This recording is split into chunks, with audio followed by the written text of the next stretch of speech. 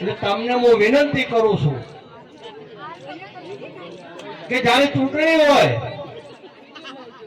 તાર કોંગ્રેસ ભાજપ સાઈડમાં રાખી અને સમાજનો ઉમેદવાર હોય ને તન મન અને ધનથી વિજય કરવું વિનંતી કરું.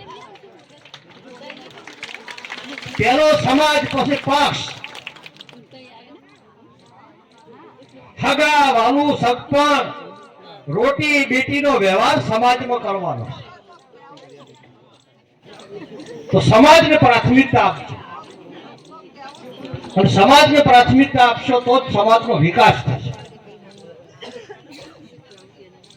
25-30 વર્ષથી સમાજનું હું કામ કરું છું.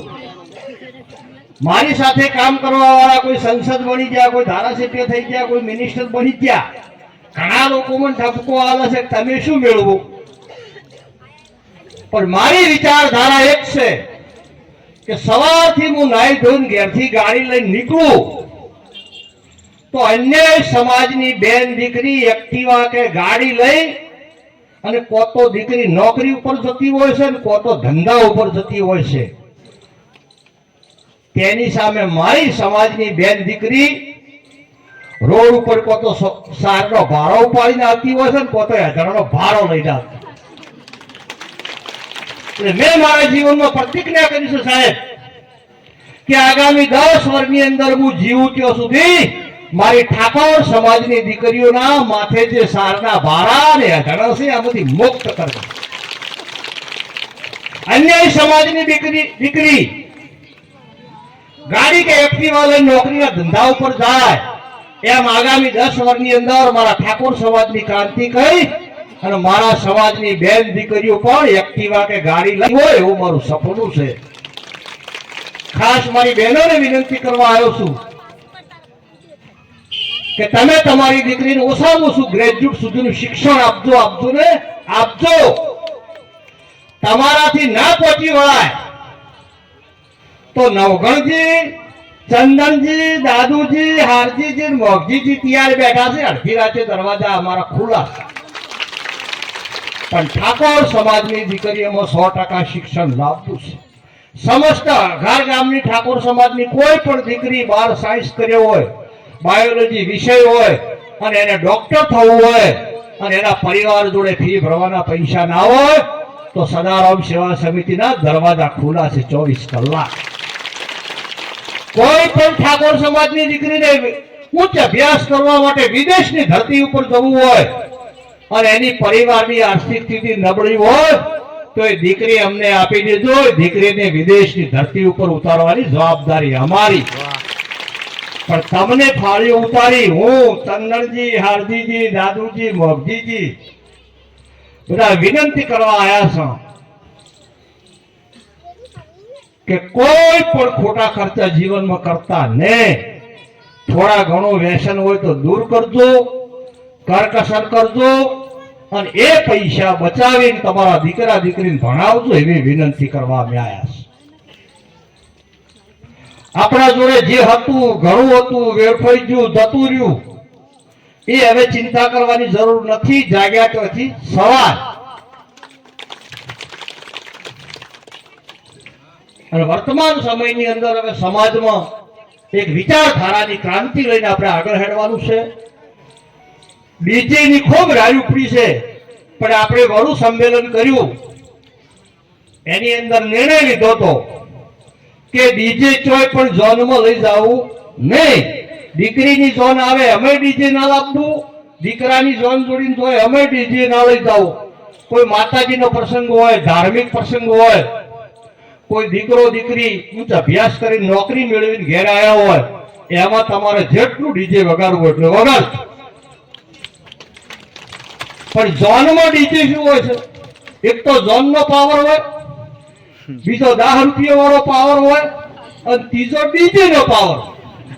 તે પાવર ભેગા થયો એટલે ઝોનમાં હમું રહેતું નથી.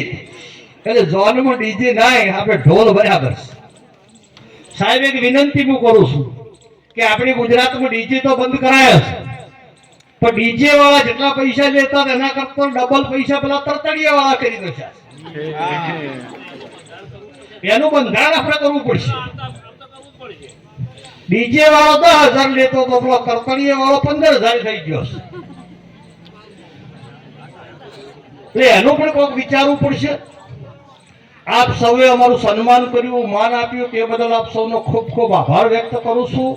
અને જ્યારે અમારું સન્માન થતું હતું, બેન દીકરીઓ જ્યારે ચોડલો કરતી હતી, ત્યારે ચંદનજી મેં કોનમાં કીધું હતું, મેં ગોમે ગોમ આપણો સમાજ હોમીએ કરે છે, ઢોલ વગાડે છે, હાર પહેરાવે છે, કોબેલી ઉડાડે છે, સમાજની બેન દીકરીઓ તિલક કરે છે. આપણે આ સમાજને કોઈ આપી શક્યા નથી. આ યાદ કરી ઓખમાંથી વસુ આવે છે. તમે આટલું બધું અમને માન આપો છો, આટલું સન્માન આપો છો, અને તમારા માટે જો અમે કઈ ના કરી શકીએ તો આ ધરતી ઉપર જન્મ લેવો બેકાર છે. આગામી સમયની અંદર શિક્ષણ ઉપર વધુમાં વધુ ભાર આપજો એવી વિનંતી કરવા આવ્યા છો. આપ સૌએ અમારું સન્માન કર્યું તે બદલ આપ સૌનો ખૂબ ખૂબ આભાર. અને ચંદનજી રજૂ કરશે બંધારણ, એ બંધારણના મુદ્દા તમે પાળજો. આગામી 10 વર્ષની અંદર ઠાકોર સમાજની ક્રાંતિ થઈ જશે. અને પાઘડી ઉતારી વિનંતી કરી, ફાળી ઉતારી તમને વિનંતી કરું છું કે અમારી દીકરીઓ બેઠી ને એમને ઓછામાં ઓછું ગ્રેજ્યુએટ સુધી શિક્ષણ આપજો. એને કરિયાવર ને આલો તો ચાલશે, વાહન ને આલો તો ચાલશે, દાગીનો ને આલો તો ચાલશે, શેટી પલંગ ને આલો તો ચાલશે, પણ દીકરી ગ્રેજ્યુએટ સુધી ભણેલી છે તો ઓગણવાડીમાં નોકરીએ લાગશે. શેવટ ઘેર બેઠે હંસા ઉપર લુગડો સીવીને એનું ગુજારણ ચલાશે. આટલું અમારું કેવું પાળતું. જૂના માણસો થોડા ઘણું વ્યસન કરતા હોય તો ભલે કરે, નવા માણસો બિલકુલ બંધ કરી દેજો. જાગ્યા તોથી સવાર દરિયો ખારો દવશે. આખા ભારતની ખોટ ઠલવો તો દરિયો મેઠો થાય ને, પણ એમાંથી એક લોટો ભરીને પાણી બહાર લાવો અને એમાં 100 ગ્રામ ખોટ નાખો તો પાણી પીવા લાયક થાય. એટલે વ્યસન ફેશન દેખાય ને હુરા પણ દરિયા જેટલું આપણે ભર્યું છે, એક દાડે નીકળવાનું નથી. પણ એક પરિવાર જો એમાંથી બહાર આવે, એક પરિવાર સંસ્કારી થાય તો ધીમે ધીમે 10 વર્ષમાં આખો સમાજ બેઠો થઈ જાય, સમાજમાં ક્રાંતિ આવી જાય. આ ધ્યેય સાથે આગળ વધજો. આપ સૌને ખૂબ ખૂબ અભિનંદન, ધન્યવાદ આપું છું. સૌને જય સદારામ, જય ગોગા મહારાજ.